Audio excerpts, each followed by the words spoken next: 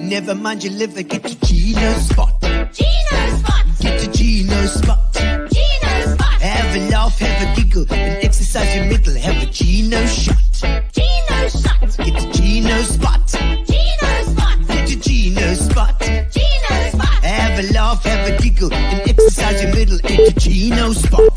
Gino spot.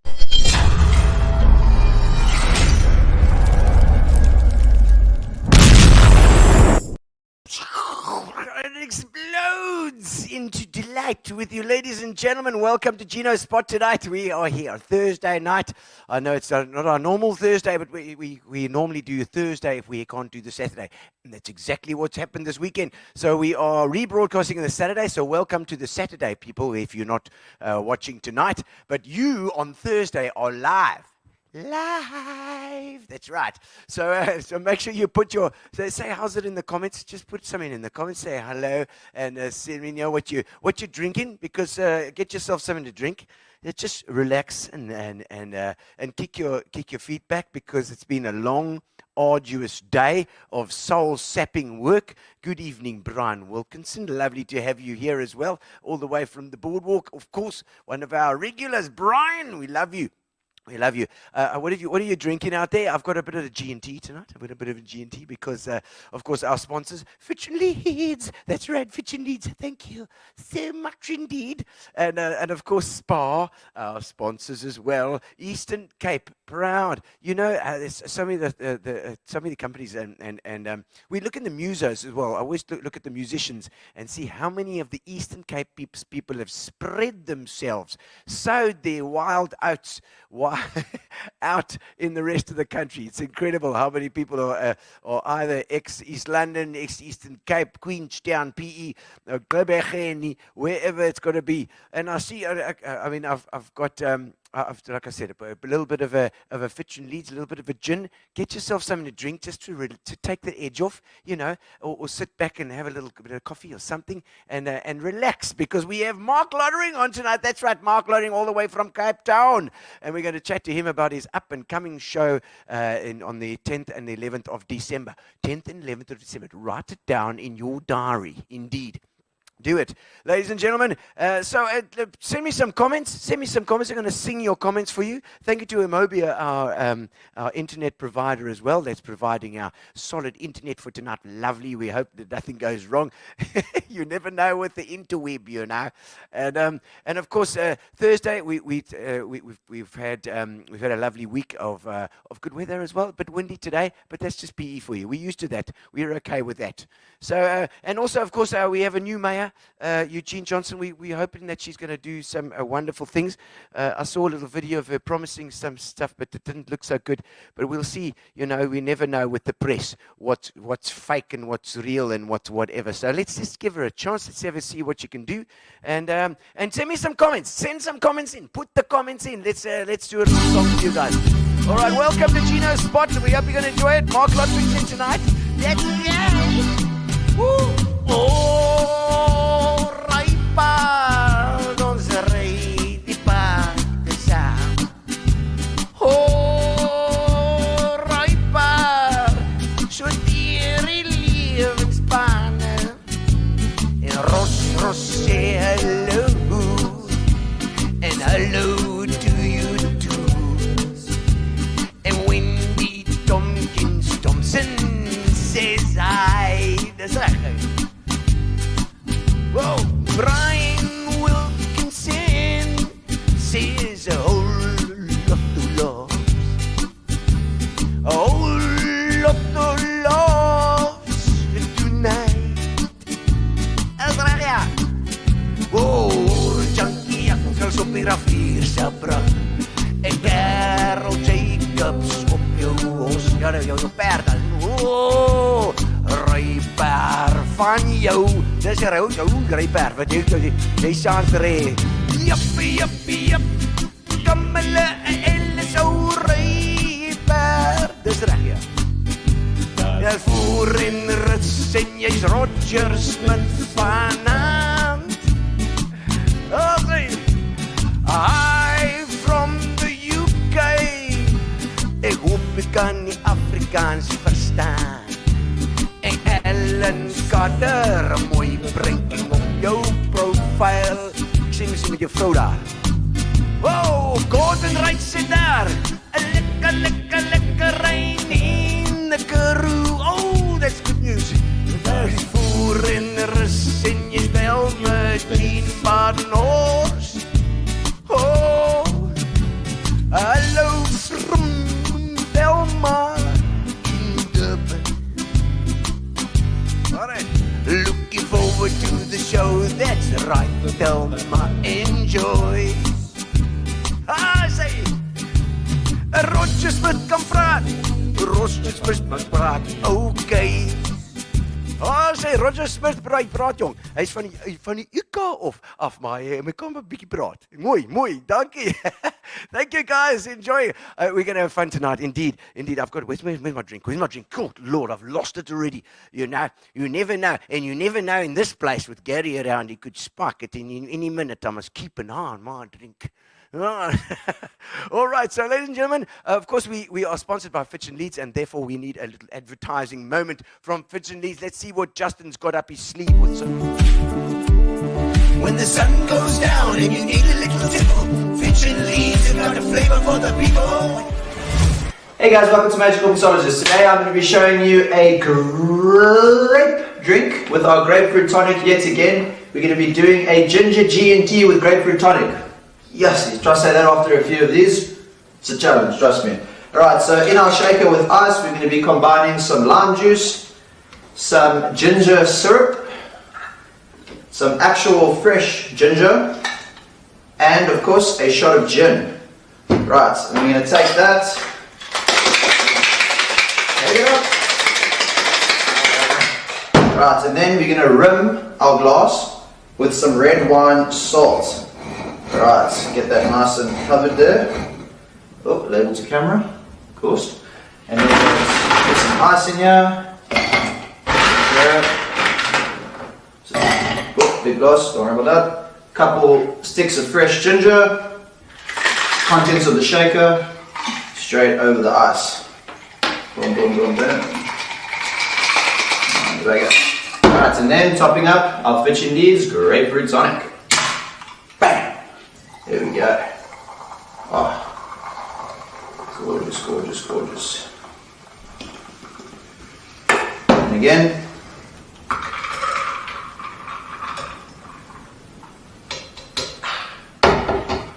Cheers. And there we have it. Our ginger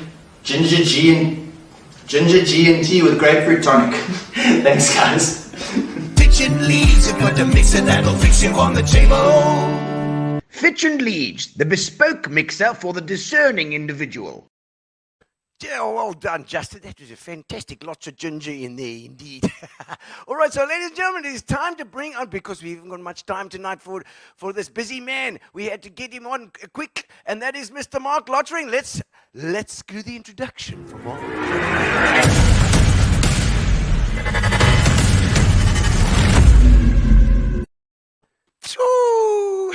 Marc Lottering, welcome onto Gino's spot. Hello, so good to be here, man. Lekker. I see you've got a very nice background there, as opposed to the one you had earlier. That's much better. I changed the background because you cucked me out. You said that it was really, really boring. And so my dog is going mad only now that I'm on. Yay! Hamilton! So, Hamilton. yeah. Now the dog is demon possessed. So no, it's fun.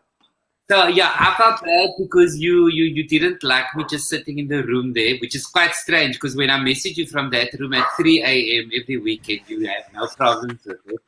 But so I don't mind then. Decent place in the house today. Well, that looks much better, and I love Hamilton. Is it because he's really fast? Is it Lewis Hamilton? Is that the vibe? When this is a rescue. The dog is from I rescued this dog from a place called the Thurs, but the dog doesn't know that it's a rescue, and I have to tell him at some point. So I'm leaving like books around the house about adoption and like picking up strange things so he can like kind of get the in. But this dog eats like he's a flippin' thoroughbred, And yeah, it's been a very interesting journey. The dog has taught me a lot. But that's life. Now at least I know I mustn't have children. Yeah. No.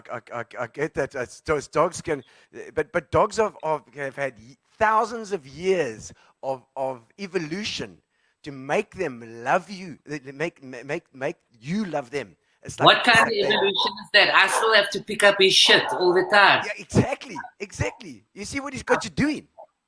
Yes, exactly. So for me, it's a challenge, but I think it makes us strong people. It does. What kind of dog is it? What kind of breed is it? Because Ian and I did a show where we put accents on the dogs. You know, It's like a mixed breed. I've never heard it before, but when the doggy trainer came to the house, she said, "Oh my goodness, it's an Afrikaansis or something." Afrikaanus. I'll say. So she looked at my dog and she said, "It's an Afrikaner," and I felt, that this country has so many problems already. To be looking into my kitchen at my rescue and using that kind of terminology. No, I don't understand well with my Boardwalk. But then I Googled it, and so this is a thing. So it's that kind of dog. Yes. Apparently, many people have them. It's a beautiful brown dog. When he calms down, I might show him. When please, yes. Because those ones always got the breasts like all like flum and flappy because there's 1,000 kids following it around. So are we still talking about my dog? No, I'm just talking about the dogs. Oh, okay. I thought you move quickly. No, not my exes. I don't know. It was a long time ago. I can't remember that anymore. I won't make you talk about your ex when you're having gin because we don't want to hear all the details. You know where it goes. Have you got your glass of wine? I know you're partial to the wine. I'm partial to the wine. I don't have my glass of wine today because after this I've got a writing session. So when I write and drink at the same time, I find that the only person who thinks I'm hysterically funny is me. And then I look at what I wrote the next day, and there are no punchlines, but I apparently thought I was like amazing. Yeah. But no, this is how you've done. So you've got just as a quick drop in here for Loot, your new show. My new show, we've just had 6 weeks at the Baxter because the theatre the theatre has reopened in Cape Town. Yes. We don't know because in the news today and yesterday they were talking about another wave and people don't know what's going to be happening. But we were lucky enough to have a 6-week run, and that finished on Saturday. The show was really, really, it was well received, and you will know, you'll know how I feel, Gino, because it's just stand up. So I'm not doing any of the characters. I'm just doing stand up, and for me, it's like my first love.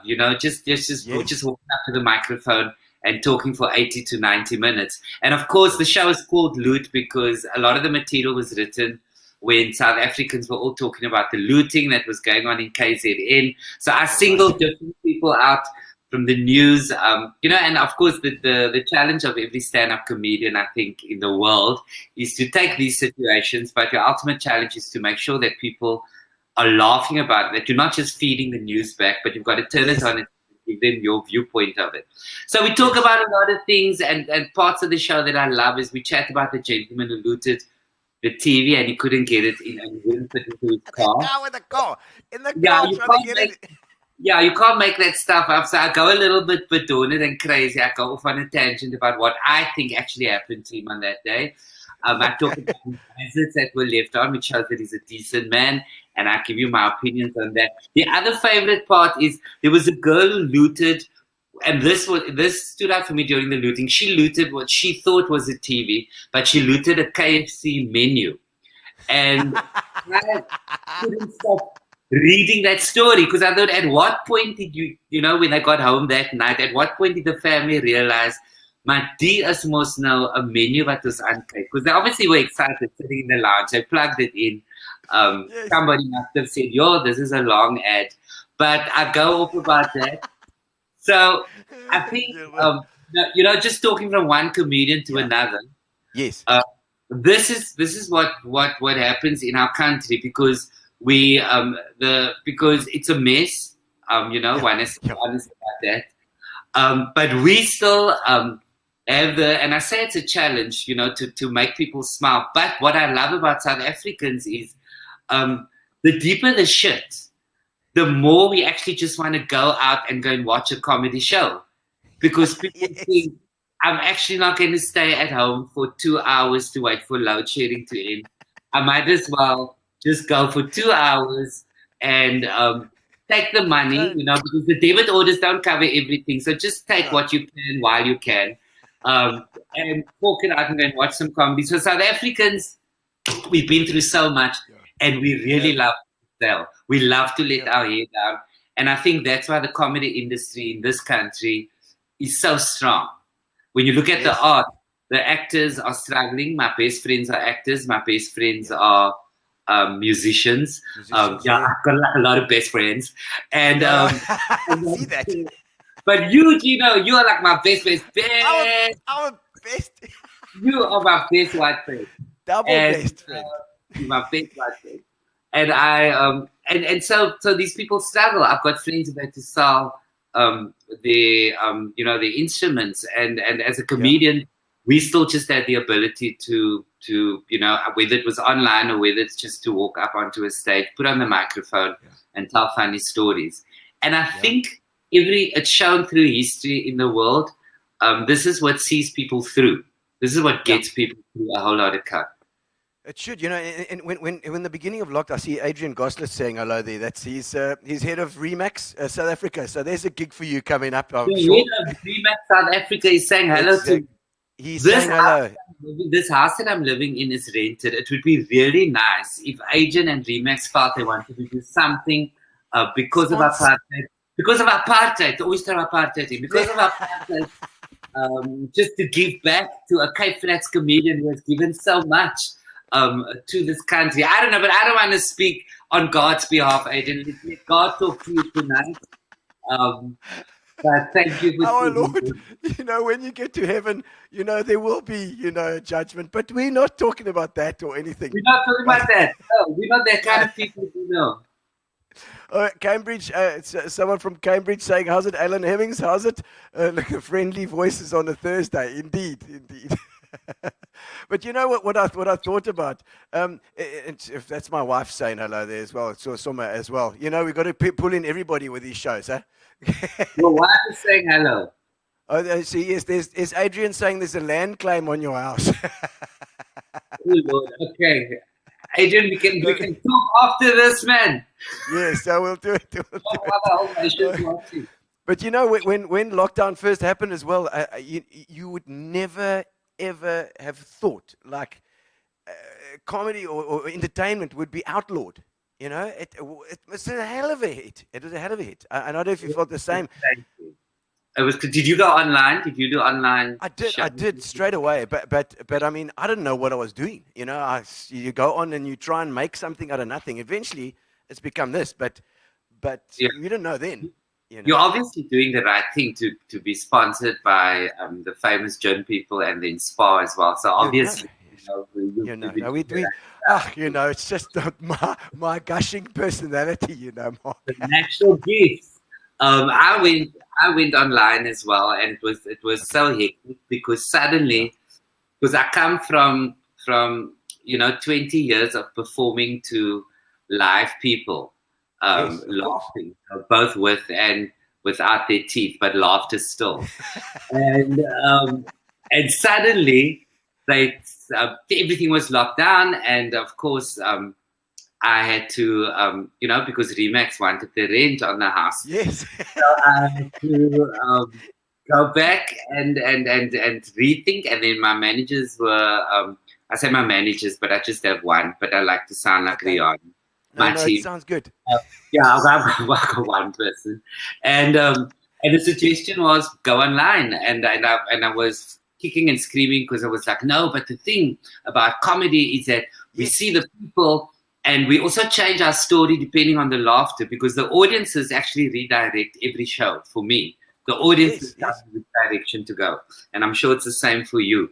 Although I've performed with you, you just don't give a shit. You carry on and do exactly what you prepared. And you just believe the audience is too slow. So I had to go, and then there's just this cameraman standing there. And you've got to tell these stories. No people, no laughter. And I say to my friends when they always say, how was it? And I always say, I never grew as close to Jesus as I did during lockdown, because now you have to rely on comedy. You have to now go, I am funny, damn it, I am funny. They are sitting at home laughing. They really are. And that's just what you've got to believe. So I think, in a way, it's been good for me, because mentally, it makes you so strong. You know, just you again just go back to the early days, to the belief of, you know, your abilities to tell a funny story. So the pandemic has been challenging in so many ways, and I guess continues to be. But I've taken a lot of good stuff from it. Yeah. I think I feel the same. You know, it's that thing where you have to believe in yourself, because you're not getting that immediate response. I've never seen that before. You've got this thing. Yes. Oh, it means I'm going to be rich. Oh, heated now. I've never. Gino. You know, Mark. It's very bold and beautiful. Anyway, carry on. No, the fact that I'm doing the interview in my underwear has nothing to do with yes. it. But that, you know, you didn't show me all that. Now it's getting. This interview's getting hotter and hotter as we go. Camilla says here, the first time I saw Mark at the PE Opera House, directed by David Kramer. Went to the ladies' bathroom. There was David looking very lost. David and the ladies. Well, if we were at the Opera House, David Kramer and I together, and you know, he ended up in the wrong bathroom, I know exactly how that could have happened. We just love having a very festive time. We love having very festive time when we get to the Opera House. Yeah, some wine involved as well. Lots of wine involved. Yeah. But like I was saying, you have to have self-belief. You know, it gives you. You have to have that in order to do it online, because you got to think that, like exactly like you said, that they will be enjoying it. You know, you can't see them laughing, or you can get a couple of comments, but it only comes like a minute later or whatever. You know, so it's got that time delay as well.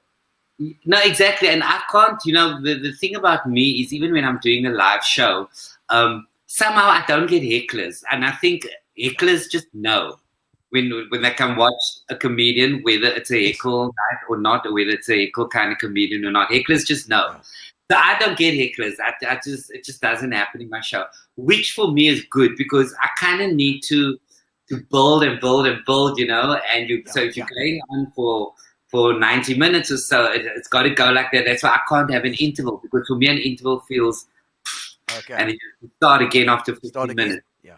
And so the comments for me, it would be distracting while I'm performing.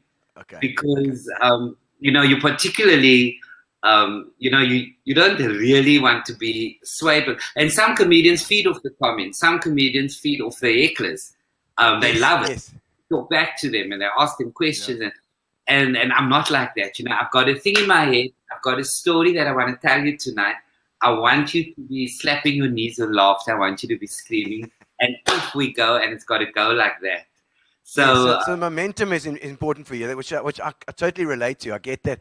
Build that show. And I saw it when we were doing the Funny Fest as well. You are amazing, Mark. I just want to tell you, I've got such respect for what you do. You build that audience into a frenzy. You really do. Well, the thing is, when you know, when you and I were working together, it's also tricky because we only have 20 to 30 minutes, and so 30. I think is normally when we go over. We're not meant to be there for 30 minutes, but I think 25 they allow us. So you've got that time, so you can't tell a long story. You know, so there's so much going on in the world of comedy and in the world of comedians that the audience, I guess, won't know. But we have a different strategy if you've got them to talk to the whole night, and if someone tells you just have 20 minutes, you've got to make sure that you're clapping it all the time and that you're hitting the right marks and that you're telling the story with a quick punchline. So it's there's a lot of stuff going on. Yeah, quick, hard hitting, eh? But you were absolutely incredible. Night after night. I only did 30 nights or something in a row. It was, for me, it was like a marathon. It was like running a marathon. I've never do those long runs, you know. I'm from Gqeberha, yeah, bro.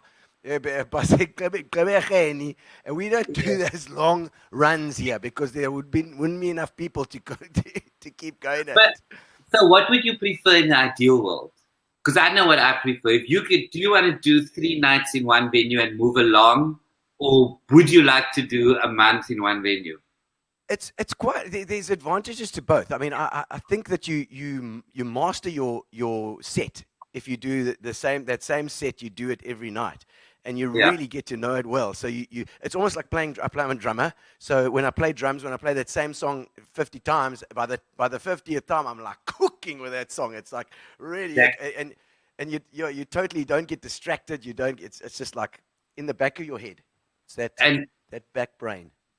You see, so I'm there as well. What I love about long running shows is by the time the audience comes in in the second week, you are so fabulous because you've got your timing right.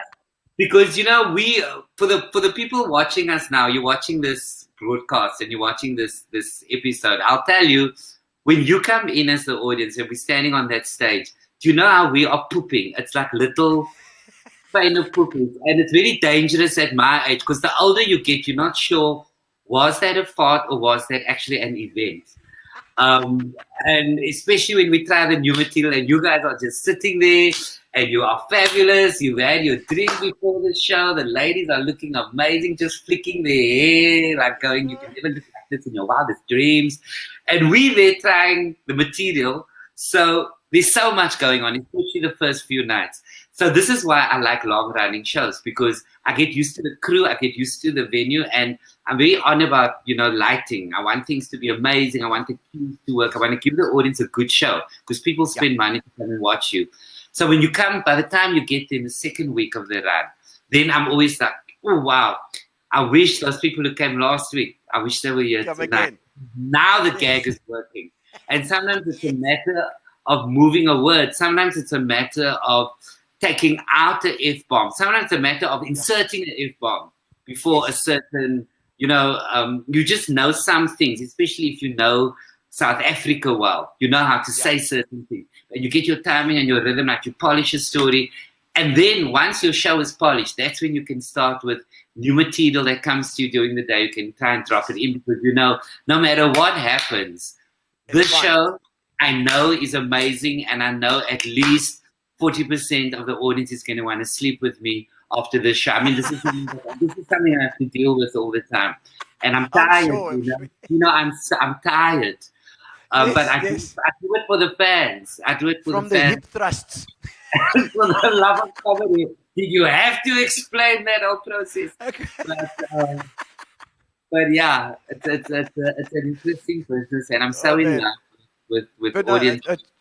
Tracy's Thorne saying, wonderful to see you, Mark. Have the happiest smiley eyes. Oh, you've got smiley eyes, have you? Thank you. We've also got the best dapper in Cape Town. So no, I didn't have any jokes. Of course. Oh no, but now, Mark, I mean, did you, a lot of especially the musos got into a whole bunch of depression when this lockdown hit. Did you hit it? I mean, I remember I phoned you early on in the early days. You were like, "Oh, I've had so much. I don't want to see another interview in my life." I remember you saying, No, because everybody moved online with interviews. Yeah. And we went into lockdown, and suddenly, initially I was like, "Oh, this is so cool. This is lovely." But then the calls came, and everybody was like, "No, we're living online now, and you've got to come and chat, And then it was just getting too much for me because I was trying to process doing these shows to the camera, and then doing interviews all the time. So I had to pull up the handbrake a bit. Yeah. No, but you didn't have any get into a hole, because a lot of guys got into a hole, No, you're not. I didn't. I just kept myself so busy. I didn't even have a chance. Oh, you mean lockdown specifically? No, I thought you. Like I mean, not in a hole, like a real hole, like a mental hole. No. No, I didn't really dig up. I don't actually dig a thing and then get Oh, I inside. wasn't there. I'm just here in my underwear. But I meant, you know how people say, especially, after Robin Williams committed suicide, Yes, and then people talk about comedians going into really dark places. yes. I thought you- Depression. yeah, do I get bipolar. that? And I don't get that way. And some people are very disappointed because they almost, I think they expect it, I want to. and they want to know that after the show, comedians go into very, very dark spaces. And I don't. I go home and I have a burger with onion rings and like things I shouldn't be having. And I'm at home and I'm like talking about other people, and I'm on the WhatsApp group skinnering about other people. So my life just carries on. So I don't go into a dark place. But as far as the pandemic is concerned, I didn't really go. I didn't go into a dark place as such. Of course, I was shocked Worried. that the world was Shocked, there worried, yeah. and the theaters were closed. And I also I got COVID, and Ooh, yeah. I'm going to stay away from you. That's too late, and Oh, shit. and I had to, and I talk a lot about that in Loot as well. I took the whole COVID experience, which is quite interesting because I thought, do I talk about it? Because here now we are faced with, it's like the question when people say to comedians, will you make fun of my diva when my diva was still alive? Because It's that line that you got to travel. if you approach it, the topic, you have to be so, and it better be damn good. Yes. It better be damn good, or don't approach it at all. So I know comedians who could do my diva stuff, and I couldn't because I know two comedians who did my diva stuff really, really well. Yeah. Yes. And then about the interesting thing about COVID is there are people watching us now who've lost their partners, their husbands, their wives. People. So you look at this issue and you go, do I touch it or don't I? Yeah. And I did. And the reason I went there, and I go there with a show, remind again, 10th and 11th at the Boardwalk. 10th and 11th of December. Yes. I need you there, and you can get your tickets via Quicket. And the reason I go there is because, yes, as comedians, we get messages all the time from people who say, I laughed so much. But you know what messages mean the most to me and meant the most to me over this time? Were people who wrote to me and said, we bought tickets for the show, then my mom died. Then the question was, do we still come to the show? And we did. Best decision ever. Then I get other messages that go along, and I'm talking about several of these, go along the lines of, I came to your show, and yes, you are amazing, but the best thing for me was watching my mother laugh sitting next to me because I had not seen her laugh in months since my dad died. Yes. And those comments mean the world to me. And, so again, it is the challenge of the comedian to take on these topics, but it's about how you treat it. Because I firmly believe there's healing in laughter. And when you laugh, it means that the EFT is through, so there's healing for me as well. Yes. It is. It's amazing, and I'm so glad because I don't have these ups and downs like the standard music comedian, and and also the other thing is I don't know if you're the same, is that I stay after the gig's finished, then I'm like socializing after the gig. And the sound guys and they're like, come on, Gino, we need to get home or whatever. I'm like, hey, just hang on, bro. I'll just have a couple of drinks just to, come down. When's your birthday? 19th of August. Okay, what does that make you? What star sign? Leo. Are the Leos like social people? I think so. I think they're full of themselves as well. Hey. Okay. No, because I'm the 4th of December. So they say the Saggies are people who like, they like a drink in the one hand, a cigarette in the other, and they borrowed from somebody, and socializing. So so they like it. Yeah, and I'm exactly like that as well. Except now, of course, it's a tricky time because you tell people who socialize and do the pictures, but social distance. Two drinks gone, and in. Hands are all over, and the guy hunter. Don't worry, Mark, I'm double vaccinated. Double. So yeah, so it's been a different time for that. But yes, I'm also a social animal after the show, and I think people who have traveled the journey with us, and I'm sure your fans are the same. They really like to say hello as well, especially Yes, if they've yes. been supporting you for years. They like a little hello after the gig. No, because I know you're a socialite. I love that about you. It's like always, always out there. You know? Center of the party. Mark's always the center of the party. And have you always been a kind of like out? You've obviously always outgoing as well. So my dad was born on the 6th of December. He's also a socialite. Yeah, I could check. Yes.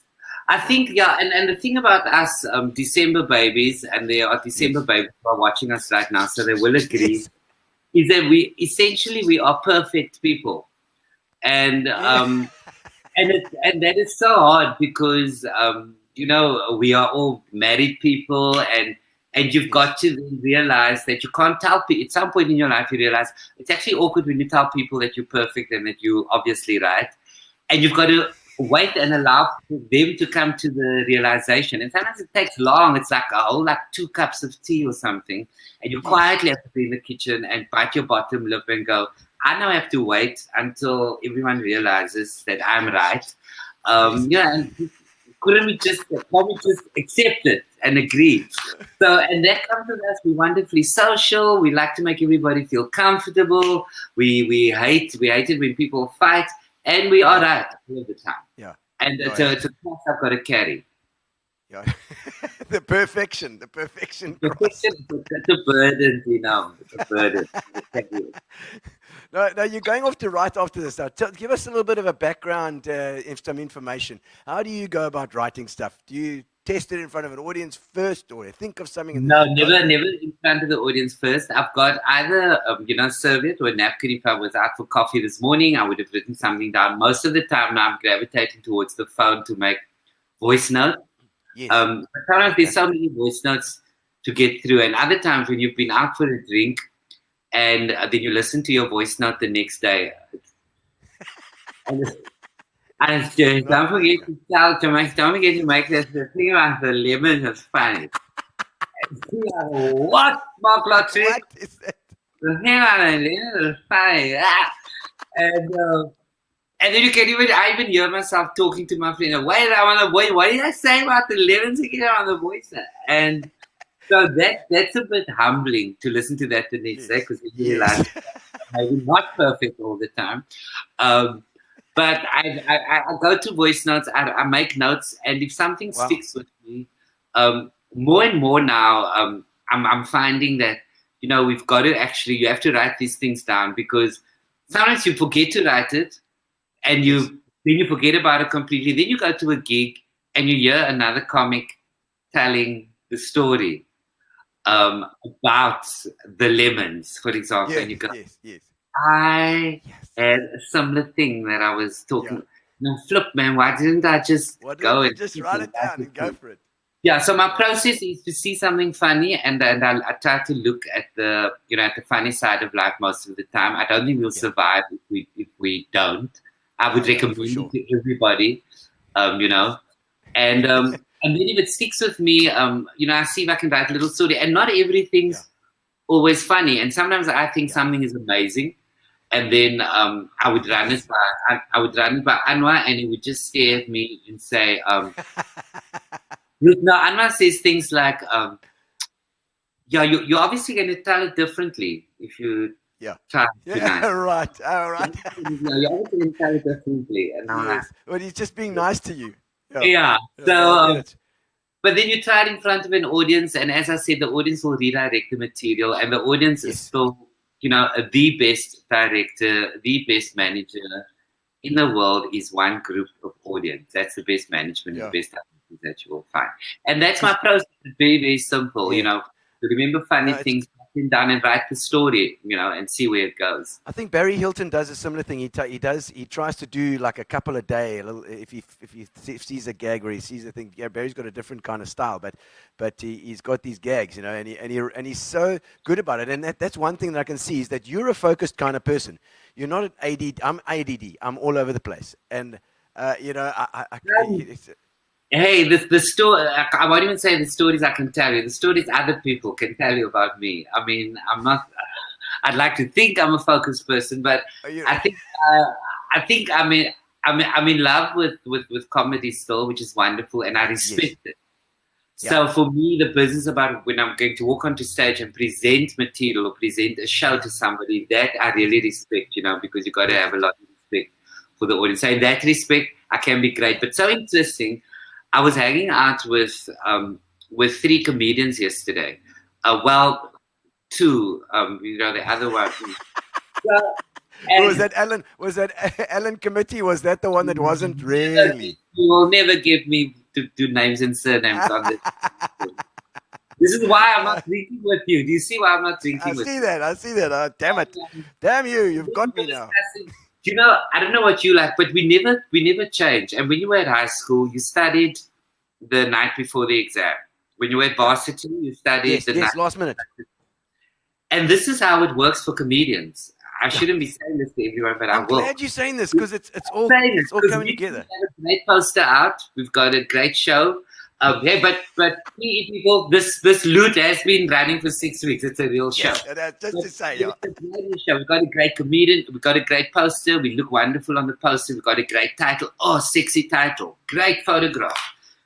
Then you kind of rest on your laurels. And suddenly you go, hey, 3 more weeks to the show. Oh, yeah, I want to talk about that then. 2 more weeks to the show. Wow. 48 hours prior to the show. You are like a maniac. It's like I'm so glad to hear this. Lucifer lives in your house.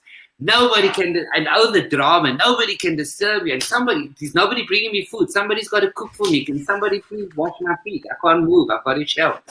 So you become this person.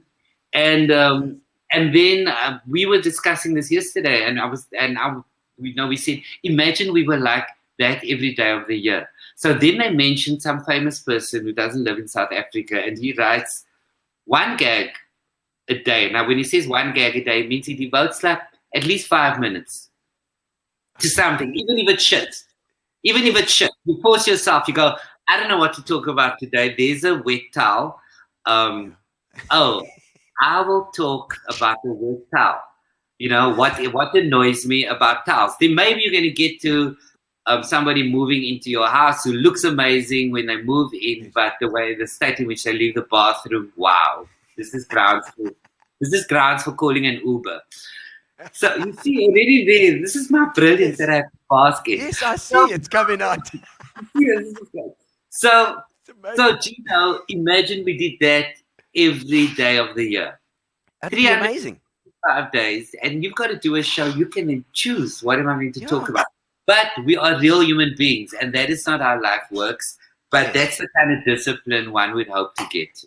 Yes, I must say I'm a bit more disciplined now. The older I am, I'm not night before the exam any longer. And that's only because Anwar is now kind of demanding at least a week before the show to see something. And it's good to have that kind of, when you've got a producer saying, I want to see something, it pushes you in the right direction as well. No, I've got Gary doing that. He's the one who creates the poster and does the name and the sexy name and everything, and then it's all out there. And then I'm like, crap. Yeah, you need that. A week left. Yeah, no, I'm with you. And so it's your birthday now in a couple of days, man. The 4th of December. Yeah, 4th of December. Going. And it's obviously 32 now, then, eh? I'll be 29. 29. I'm probably 29. Do you know? In the show, I talk about being 53 in the show with a whole lot of pride because I know I look hot. Yes. And never say 50. You might as well just talk about it because it's like elephant in the room. Hello. Yes. So, and the business about getting old is that, you are still you, obviously, and you walk into a room and you're not thinking that it's almost time for you to go and stand in the Sasa queue. And then when you're on the second glass of Sauvignon Blanc and on the first tequila, you're feeling all cool and you get your old usual flirtatious self and you just want to say how's it to somebody. You don't want to break up your marriage or anything, but you say how's it. You fire and you want to share fire with people. You can't keep fighting. Fire, baby. You fire. I went there. And you fire and you share with people. And then somebody looks at you and goes, oh, Uncle Mark. Ah, yeah. And, Yeah. Whoom. and everybody in heaven is laughing. You can feel God and all the angels screaming with laughter because you've just been told who you are. Yes. So, I get it. but life is amazing. Regardless as to what part of the journey you're on, because I still think, and I don't want to sound it there like a Miss South Africa winner who wants to go to Israel. But life is a no matter what chapter of your life that you are in. I find still that it is perspective. Everything is perspective. How you approach the journey. And that for me is always exciting. And I just, again, when I was chatting to the comedians yesterday, you never know everything, and that is so lekker. And even in this business, you learning. On stage, I come home and I'm so excited because I've learned something new about what's going on stage, or about myself, or I'm approaching a story, how I carry myself. And you never know everything, and there's always new things to discover. And if you're open to it, that keeps life exciting. I think it's this business of acceptance of wherever you find yourself in life. This is who I am, or this is my label, or I'm living with this and I'm suffering with this. This is the label that's been given to me, and that's why I refuse. I refuse to go into any corner and to have any kind of label attached to me that's going to add restrictions or going to limit me in any way. Yeah. So there's no rules. There's no rules in this life. If you're going to turn around and call me Uncle Mark, I'm going to go, and what can Uncle Mark buy you? So you must always look for the silver linings. Yes. No, I'm so glad that makes so much sense. There's no rules in this life. You can change everything on its head tomorrow. You don't even have to do comedy. You can go and do accounting if you want to. There's no rule. Yeah. And there's no rule, Gino, but the rule is you still have to pay your rent at the end of the month. Kanala, just remember that. I don't want us to have done this interview and then you said, Mark supported me, no rules. I want to go to Bali on Tuesday and meditate for 3 months. No rules, baby. You've got responsibility. So there's that as well. Okay, there is rent to pay. Okay, we get that. We get that too. All right, Mark, we're going to do a little getting to know you session. Let's do it. Getting to know you, getting to know all about you. All right, a couple of quick fire questions here. What's the most uncomfortable place you've ever slept? Police station. Oh, yeah. Were you in jail? We're just firing questions and answering them. We're not discussing.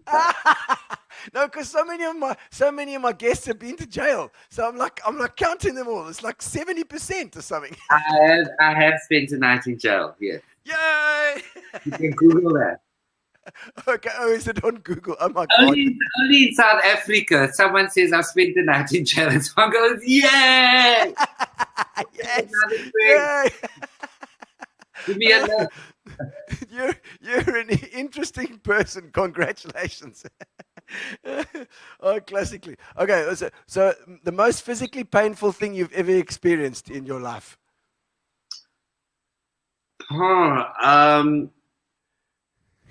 Can you remember that time? Physically painful. Oh, gosh. Nothing has touched you. Nothing has touched your countenance. I'm just so in touch with everything, that. Okay. Yeah. Perspective is everything. Somebody chops off your finger, you're like, okay, I don't have to buy an ring now. This is good. Perspective. I love that. Okay. I mean, I've had things, like I've had dental work. I've had my arm being broken. I've had COVID to be more recent, but I don't attach pain to this because I think people do so much cuck in the world. But I go through.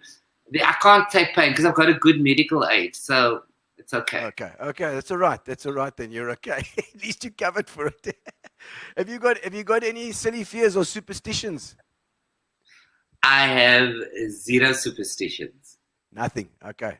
Nothing. Zero fear, zero superstitions. Even things with their words we're not allowed to say in the theatre. So I think it's Macbeth or Hamlet. You see, I don't even know. but it's one of the two. Yes, Macbeth. I think it's Mac. You're not allowed to say the name. What do they call it? The something. Yeah, Alan knows that stuff. Alan knows that stuff. So when I'm working with actors, people who like Yes. have degrees, and then I hear all these things because I spend a lot of time in the theater, and Yes. I don't have any of those things. No. Okay. What have you created that you're most proud of?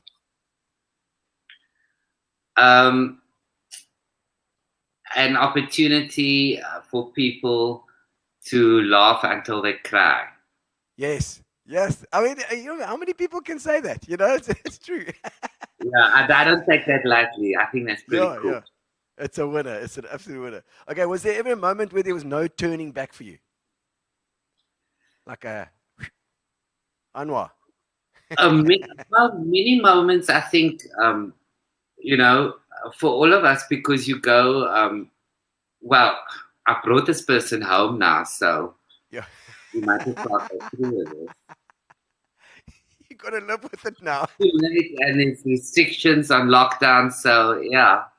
Yeah, I know for sure. Tell how the evening was planned. No turning back now.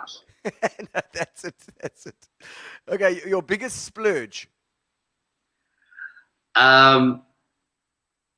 It's probably been my car. I drive a Z4, old Z4 that came out way back then. But when I bought it, Yes. I remember that Z4. It was. Are you serious? That was the response from Anwar as he was packing his suitcase, and and from our friends was obviously you just rented this for 2 days and you're taking it back. Yeah. And I have no regrets about it, because sometimes you've got to do some stuff that I work hard because I give 100%, and you can either live.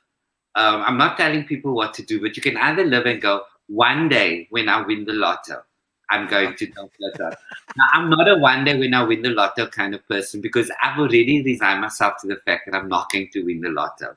But I don't want to die with dreams and pointing at other people's cars and at the way other people live. So I make a way. No. So I go, I can't buy that car cash, but I want to come home, especially if you've done a shit corporate gig. Yes. Corporate Oh, yeah. is hectic. Unless it's this, I love working for the Spa Group because they're like amazing. Yes. But of course, and Fitch and Leeds. but please. And maybe Remax. Remax, oh wow. I love working for Remax like so much. But other corporates, when you get there, because it's just the one person in marketing who decided that you're funny, and she's in charge of booking the artist. Yes. So you get there, and the other 300 people there are actually just waiting for their excellence awards. Yes. So get on with it, Mr. MC Comedian. Move on with your joke. I just want to hear my name, actually. Thank you very much. So corporate gigs are tough. And I think when you come home from those things, you must either live in a nice house or get into a nice car to make it worth your while. And I don't want to wait until I'm grey or naturally grey to afford these things. So while I'm still fabulous, I want to enjoy fabulous things as well. No, no, because you're going against completely what you said just now, of course, but don't spend the money because there's rent and everything. But it's okay. We'll forgive you for that one for now. I was talking to you. It was Marc. Oh, me. It was a friend giving another friend advice. You, Gino. Oh, my word. All right. So the funniest thing that you've done while your mind was wandering, and I don't know, it happens to me on stage every now and again, where you, especially like you say, if you're doing these long runs and you know the stuff so well, you say I say a line and you get a laugh for it, and then you think to yourself, what did I just say? Have you ever been there? I have been there where I go when my mind wanders, and this is the danger, I think, of doing long running shows, because you get to know the running audience so well. And sometimes if the audience is hectic, your mind can wander, because you can go, okay, I'm gonna have to this one. I'm gonna have to be very on about what stick to the script. Yes. And then you suddenly get to a part of the show where you're going to deliver the punchline, and the punchline is and that's how Tatiana won gold. But for that to be the punchline, you needed to have told the story about gold 10 minutes before. So you get to that and you go, I didn't tell the gold story. Tell the story. I'm going to deliver the punchline, and then they're not going to know what the hell. How did I not tell the gold story? Was because you just lost focus for a second. Exactly. Your mind wandered, and you cannot afford for that to happen. So, and you went off. yeah, so that has happened to me, I think, on more than 3 occasions. But I generally try to. If you ever been blank, like totally blank. And you know what the great thing? Yes, there are times when I've gone totally blank, and then to get inside the head of a comedian when he's totally blank, it's another place. You don't want to be there because you are like a dog in a pool. Trying to. I've been there. So I'm holding the microphone and I'm standing at the back. So this has happened to me during Loot, and you go. So yes, man, and it's just so amazing to have you here. You guys won't understand. And the more cuck you're talking, you actually the more you mix yourself. You can't. And you know who enjoys that the most? Because I can hear them laughing. It's the crew. I actually hear the crew. I hear the sound is like going crazy because they are like, this is delicious. He has no idea. He's nowhere. Doesn't know which city he's in. He doesn't know what show this is. And then there is a God, because normally after at 90, when that happens and it's 90 seconds, it feels like 9.5 weeks. Yes, it does. So there, bang. You kind of work your way back. Yeah, you grab onto some rope that's hanging from somewhere, and you think that it might be the right one. Yeah, exactly. Oh my word! Just got to not hang yourself. It's true. Okay, so a time that you acted nonchalant when you were going crazy inside. I suppose that would be a similar situation. Nonchalant when you're going crazy inside. That's only, I mean, the craziest thing for me, and I don't know if this answers your question.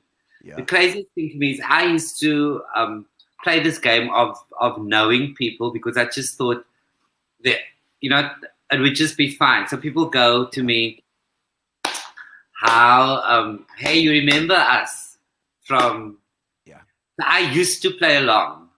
Okay. It was like too many people, and I would just go, yes, of course, like, and then the one night I did that, it was after a show as well, and I said, and she said, how are you doing? And I'm like, I'm great. And I said, you're looking amazing as you should do. And she was like, well, after you met Derek, I've changed the name there. After you met Derek, he passed on. So it's been a little bit.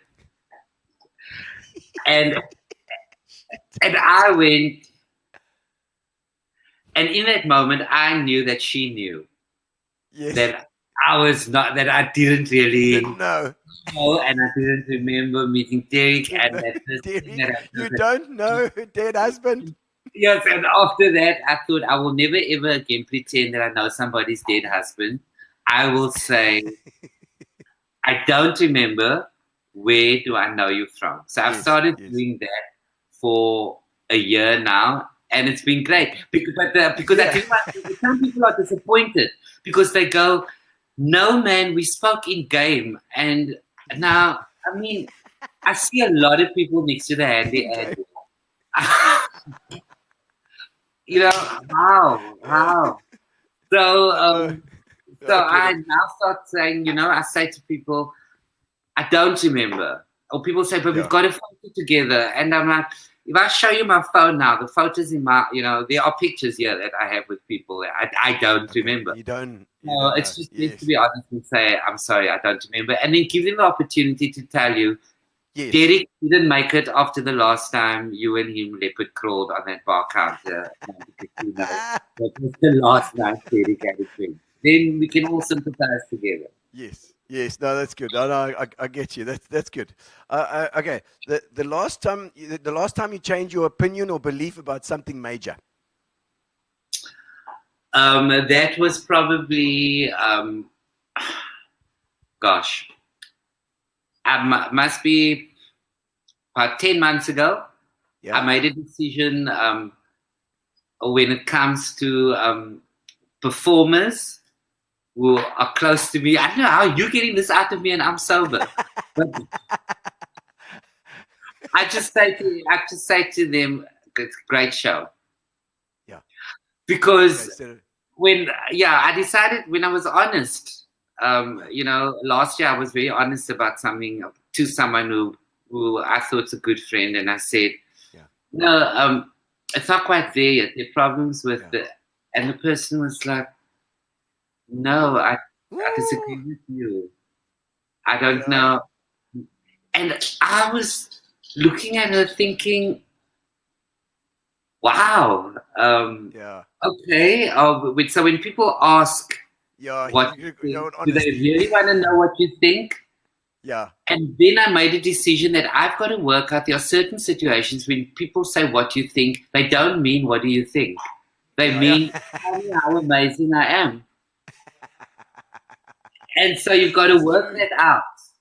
It's true, but when you understand, as a comedian, though, if somebody hates your show, it's like a knife in your heart. It's like I don't want to know when people, that's why sometimes, especially opening nights, you wish that you could just go home, because the one thing I don't want is to wait for people to bump into people after the show, and when people are feeling that they have to be in a position to tell you that you're amazing. You don't need to hear that. You can talk about other stuff. That's why, Gino, my worst thing is bumping into somebody in the spa, because we don't really like that.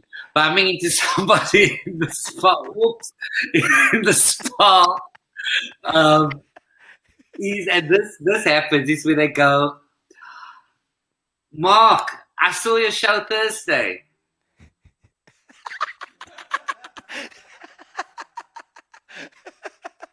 Okay, great. We saw it. Mark, just leave me here, hanging next to the Romany creams to work this out on my own. And then they go, Oh, no. You want to get that standing ovation every time. You want them to be up, wow, then you know. We can do a whole new episode on this channel about comedians and their egos. I know. It's so fragile. It is. Because it's so much of you. Especially with stand-up. Especially with your stand-up, because it's you. It's kind of you. Sort of. It's not really you, but it's you. Exactly. Yeah. Oh, man. Okay, a couple more questions. I know we're keeping you longer than I should have. Yeah. I know. It's fine. It's good. We got some good stuff here. Have you ever inadvertently been party to a crime? Maybe when you went to jail that time. No, that was just me. That was an actual crime. That was all me. But inadvertently. Yeah. Like one of your chummies, one of your mates. I don't ask questions. When people say to me, don't look in your boot and we're going to keep your car until tomorrow. Then I don't look in the boot, and I get the car back, and there's a valet has been lifting the car, 9 vacuum cleaners through it. Just a carpet in the back. I don't want to know anything. Okay. So there's still a moment that's going to happen. We'll get Oh my God. Okay. When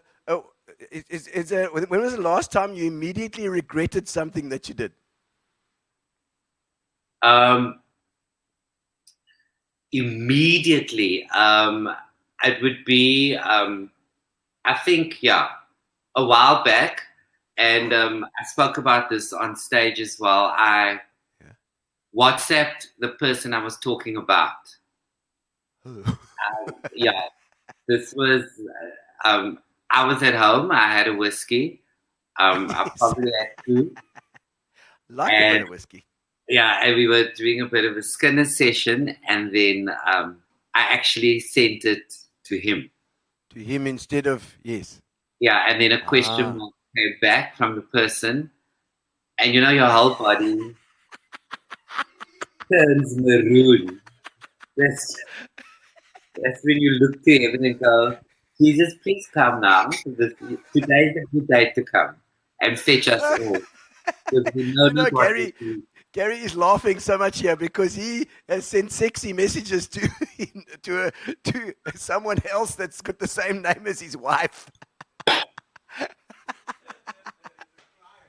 And it's a client as well, yes, of course. Wow. So no, there are levels of that. Message, Gary, it was just a message. I'm hoping it wasn't a clip. It was just a message. It wasn't. It was a very, very intimate message. Oh, I love it. All right. Mark, just let's see. One more left out of this lot, and then we got the last question, which I always ask my people. What do you wish that you knew more about?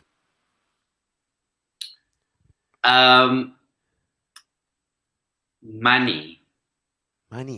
That's a big one.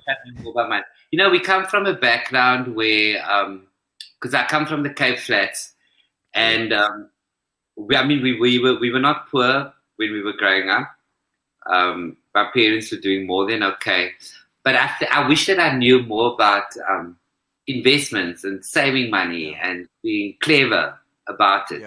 I'm not complaining now, but I'm not talking for myself, because I have a nephew and I have a niece. And it would be so great, if we can leave something behind. Yes. I always think that's such a great thing to be able to do. So, but I'm not complaining. You've got a legacy, Mark. You have got a legacy. People are not going to forget you in a hurry. I know, yeah, I have a legacy, but they also want to be in a position where they can buy a Kit Kat and a packet of chip nicks without having to think about it. In distress. So, they can buy it at Spa where there are good prices. Where they're good prices, yes. And you don't collect anything. You haven't got any hobbies or anything like that. A collection, because that always is very telling about people. There's two things that I think. One is you don't collect stuff, you don't. No, I collect compliments the whole day. Oh right, yes, of course.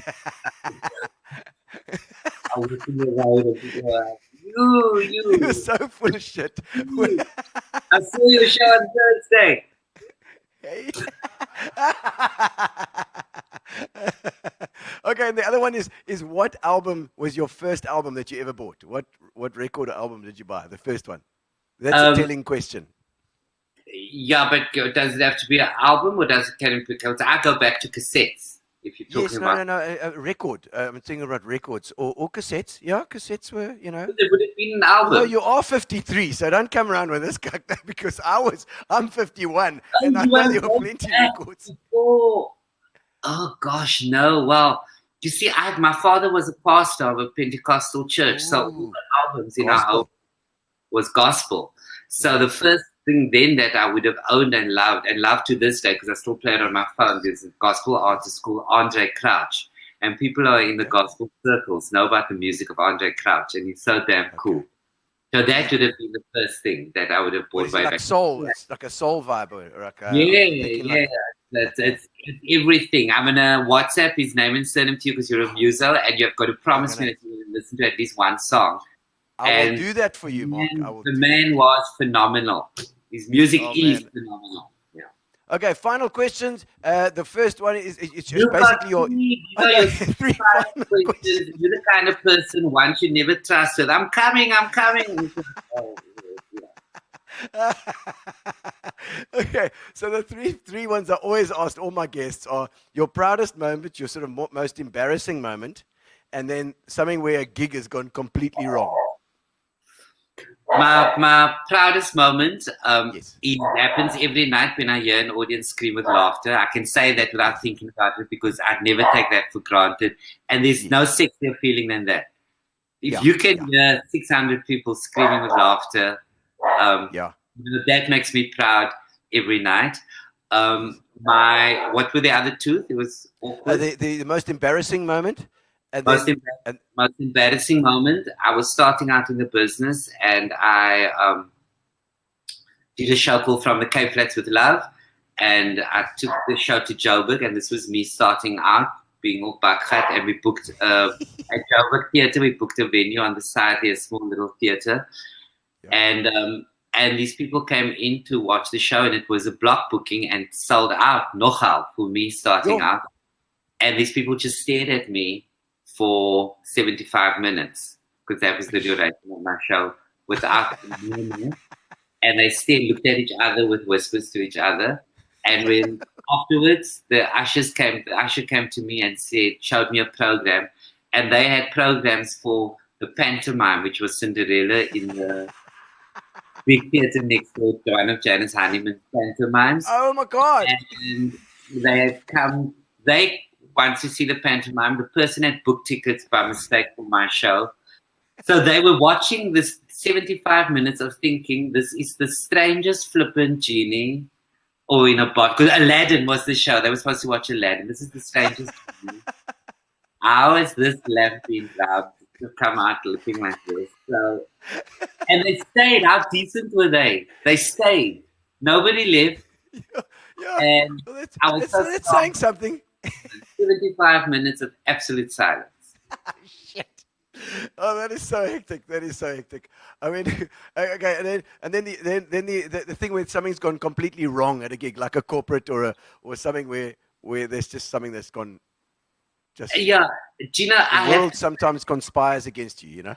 Yeah, I have to say that because of where I am, and you know what I'm talking about, where you can feel that things are going to go wrong and this could be the worst moment ever, but you've got these life-saving gags. Yes. You've got about 5 gags that you will use anywhere in the world, not in the country, where you go, this is the one that's going to get me out of this right now. So I've got that. But I will say to you, where something almost went horribly wrong for me, and it had nothing to do with me. I was booked to a very sexy venue in Joburg. I forget the name of the place now, but it's like a restaurant come like performing arts venue. And then, you know, the corporate goes on, and then they've got 30 minutes of the comedian, and I came on, and then another guy walked up as I came on as well.